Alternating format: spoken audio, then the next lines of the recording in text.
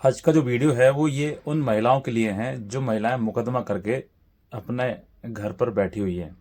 तो एक वीडियो का आप झलक देखिए, उसके बाद मैं आपको फिर आगे की बात बताता हूँ।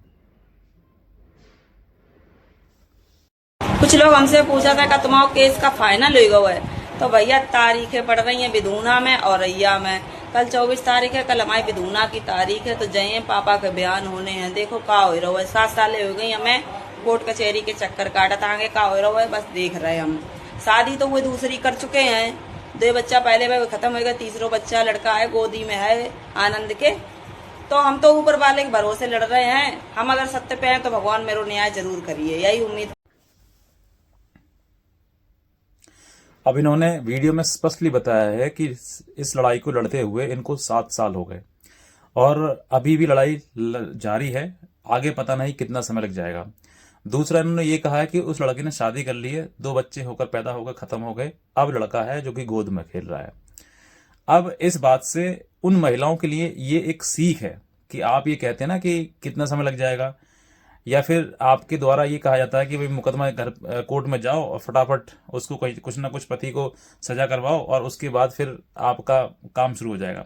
देखो, जितनी महिलाएं हैं मैं उनसे निवेदन पूर्वक कहना चाहता हूं कि आपके लिए कोर्ट कचहरी का रास्ता बिल्कुल ठीक नहीं है। क्यों नहीं है? क्योंकि अगर आपको परिवार बसाना है तो आप अपने परिवार के माध्यम से ही उस लड़ाई झगड़े को खत्म करें।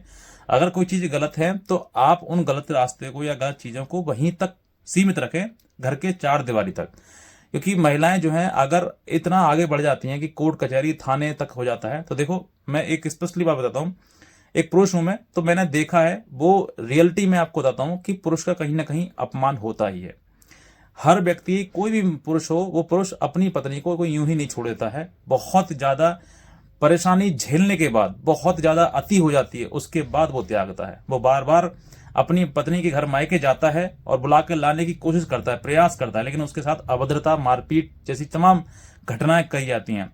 और उसके बाद फिर वो दहेज का मुकदमा दर्ज करवाती है कि तुझको जेल भिजवा दूंगी मैं और तुझे जेल का पानी पिलवा दूंगी।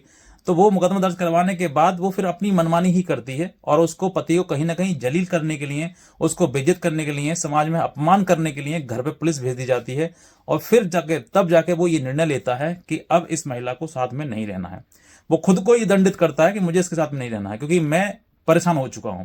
तो ऐसी आप परिस्थिति खड़ी कर देते हैं कि वो पति जो है परेशान होकर आपको त्यागता है, आपको छोड़ता है और फिर आप भागते हैं कोर्ट कचहरी कानून की तरफ। तो देखो, इस वीडियो को आप फिर से देख लेना कि इस वीडियो में लड़की जो है वो कहीं ना कहीं अपनी परेशानी आपको बता रही है और कह रही है कि लड़ाई लड़ते लड़ते 7 साल हो गए।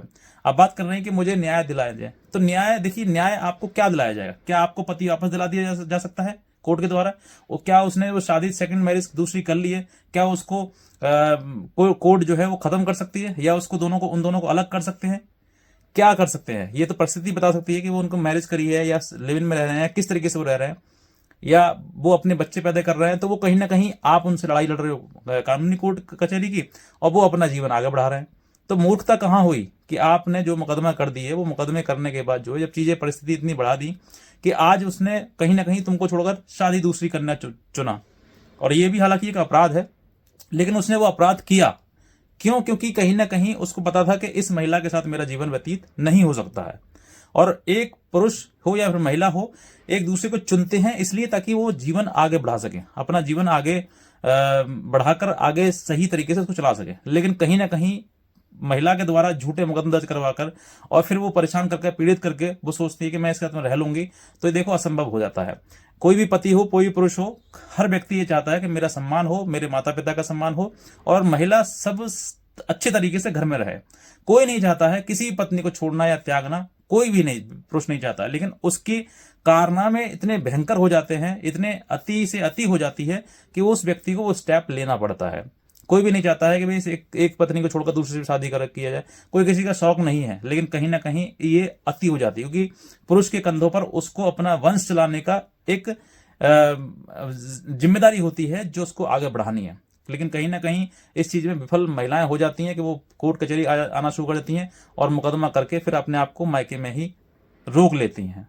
तो ये चीजें आप ना करें क्योंकि मुकदमा करने के बाद आपका समय कितना बीत जाएगा। जो आपका एक गोल्डन टाइम पीरियड था, जो आपका शादी का एंजॉय करने का समय था वो आपने लड़ाई झगड़े या फिर कोर्ट कचहरी में आपने बर्बाद कर दिया।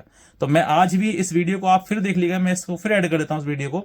इस वीडियो को देखने के बाद आप समझिए कि वाकई मुझे समय बर्बाद नहीं करना चाहिए। अगर आप पत्नी है और आपने झूठे मुकदमे दर्ज करा दिए हैं या अभी ज्यादा बात आगे नहीं बढ़ी है, छोटी मोटी बात है, तो मैं कहता हूं अपने आप को, खुद को अपने पति के अधीन कर दीजिए, उसको समर्पित कर दीजिए, अपना तन मन धन सब समर्पित उसको कर दीजिए कि जो होगा वो मेरा पति है, इससे बढ़कर कुछ नहीं है। तो मैं कहता हूं तुम्हारा जीवन भी सुखी हो जाएगा और उस पति का भी जीवन सुखी हो जाएगा। वरना तुम लड़ते रहोगे, पूरा जीवन आपका आप कोर्ट कचहरी में निकाल दोगे और अंततः आपको यही मिलेगी, या तो आपका जीवन बर्बाद हो गया या फिर आपने उस पति को खो दिया। वरना जोर जबरदस्ती से आप किसी पति को या पत्नी को नहीं प्राप्त कर सकते।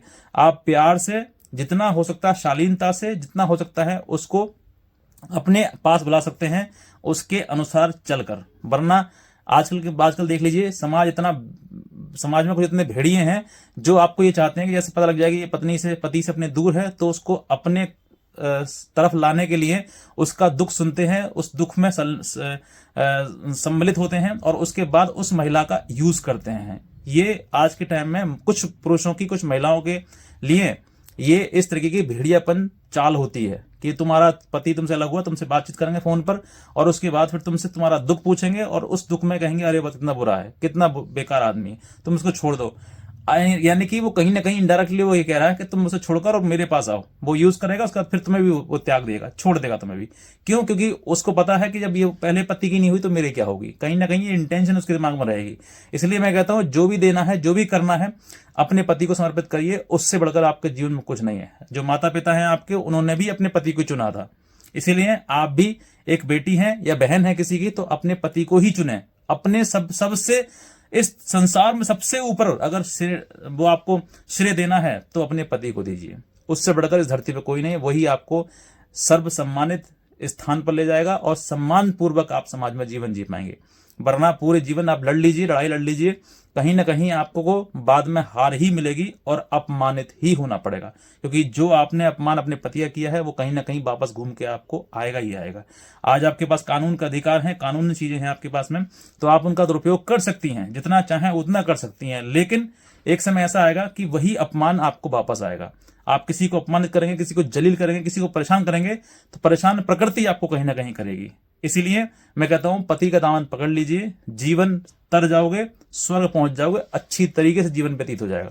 और अगर आप पति का साथ छोड़ देंगे और बाकी लोगों का साथ पकड़ेंगे तो मैं कहता हूं आप ये जीवन जीते जीते सम्मानपूर्वक कभी जीवन नहीं जी पाएंगे, सुखी में कभी जीवन नहीं जी पाएंगे और हमेशा परेशान रहेंगे इस लड़की की तरह। इस लड़की से बेचारी ये कह रही है कि मुझे 7 साल लड़ते लड़ते हो गए, मुझे न्याय की जरूरत है। तो न्याय आपको क्या चाहिए? आप पति के साथ नहीं रह पा रहे हैं या फिर ना रह पाई या फिर उसने त्याग दिया आपको, कुछ ना कुछ कारण जरूर रहा है, तभी इस लड़की ने जो है अपना वीडियो बनाया है। तो मैं कहता हूं इस वीडियो को देखिए, फिर से देखिए दोबारा से और कुछ सीख लीजिए। कुछ लोग हमसे पूछा था कि तुम्हारा केस का फाइनल हो गया है, तो भैया तारीखें पड़ रही हैं बिदूना में और रैया में। कल 24 तारीख है, कल हमारी बिदूना की तारीख है, तो जय पापा के बयान होने हैं। देखो का हो रहा है, 7 साल हो गई हमें कोर्ट कचहरी के चक्कर काटा आगे का हो रहा है, बस देख रहे हैं हम। शादी तो वो दूसरी कर चुके हैं, 2 बच्चा पहले वह खत्म हो गया, तीसरा बच्चा लड़का है गोदी में है आनंद के। तो हम तो ऊपर वाले के भरोसे लड़ रहे हैं। हम अगर सत्य पे हैं तो भगवान मेरो न्याय जरूर करिए, यही उम्मीद।